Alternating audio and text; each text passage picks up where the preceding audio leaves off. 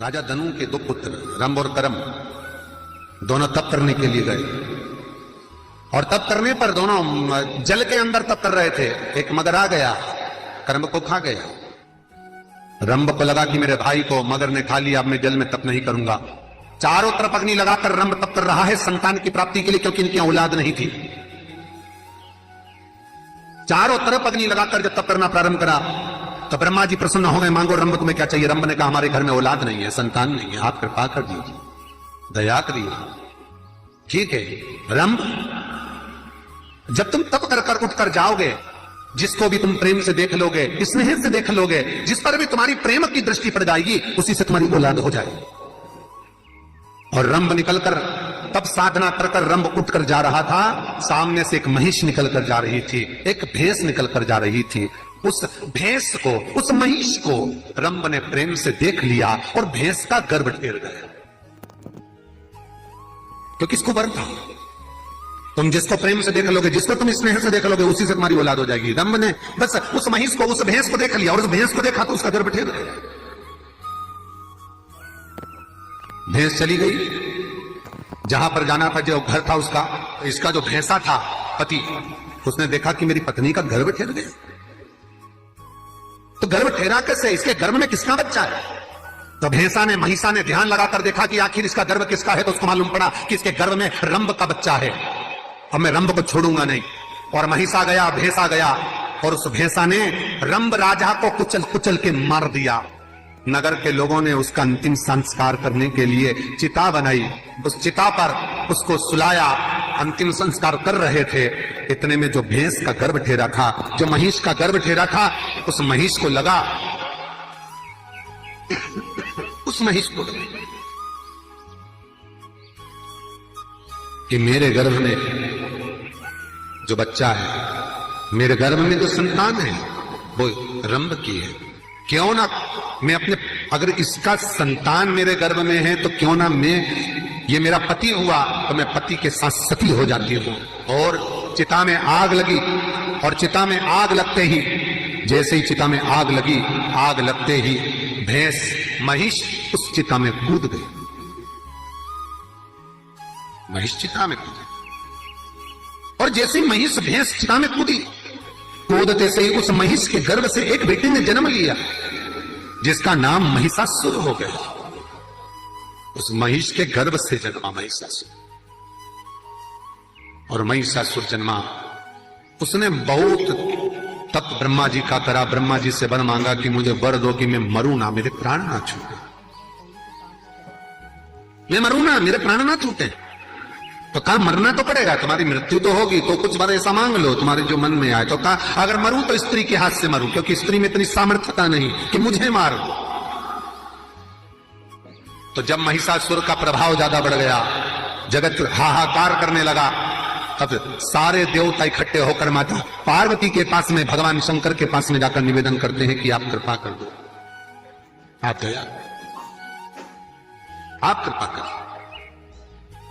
भगवान पूछते हैं, शंकर भगवान ने पूछा, भगवान भोलेनाथ ने पूछा। भगवान शिव पूछते हैं, ये बताओ क्या तुम यहां क्यों आए हो, क्या कारण है तुम्हारे आने का? तो सारे देवता कहते हैं हमारे आने का केवल एक कारण है कि पार्वती जी से कहो कि महिषासुर का संहार कर दे, इसको स्त्री ही मार सकती है। तो भगवान शंकर ने पूछा क्यों, लक्ष्मी जी नहीं मार सकती क्या?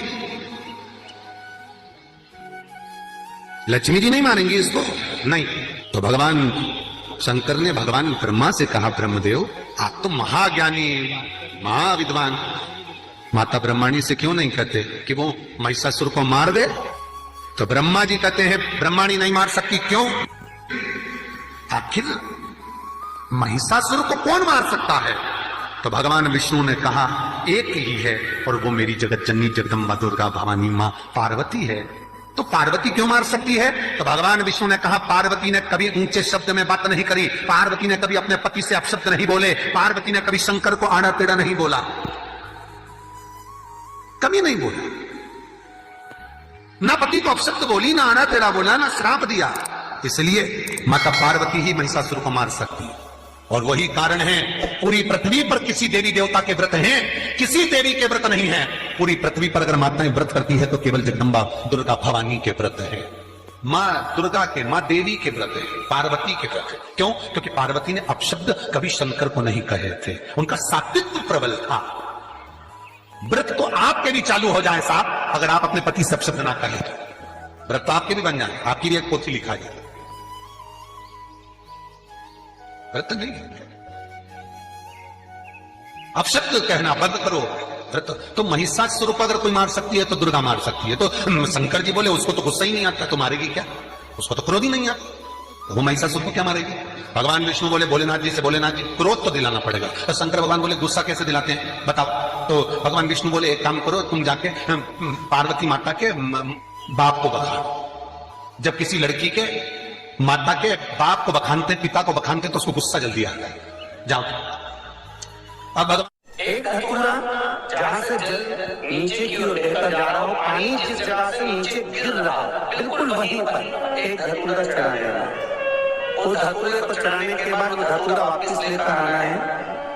अवधूतेश्वर महादेव का नाम लेकर या चंपेश्वर महादेव का नाम लेकर उस धतूरे को जो बीमार व्यक्ति है उसका स्पर्श कराकर बेलपत्री के पेड़ के नीचे पटकवा देना है। धीरे धीरे रोग में आराम मिलना प्रारंभ हो जाता है, औषधियां धीरे धीरे समाप्त हो जाती हैं और व्यक्ति स्वस्थ हो जाता है। आज भी दुनिया में जिस लड़के लड़की का विवाह नहीं हो रहा हो, शादी नहीं हो रही हो, बहुत परेशान हो गए, कहीं मंगल है, कहीं राहु है, कहीं केतु है, कहीं काल सा दोष है, कहीं कुछ है, बच्चे बच्ची का विवाह नहीं हो रहा, बार बार देखने आते हैं पर विवाह पक्का नहीं होता, कुछ ना करिए, चंदन की 3 बिंदियां और उस अशोक सुंदरी के स्थान पर आप लगवा दीजिए और उसी 3 बिंदी में से थोड़ा थोड़ा सा चंदन जहां पर लड़का लड़की सोते हैं उस कमरे में लगवा दीजिए।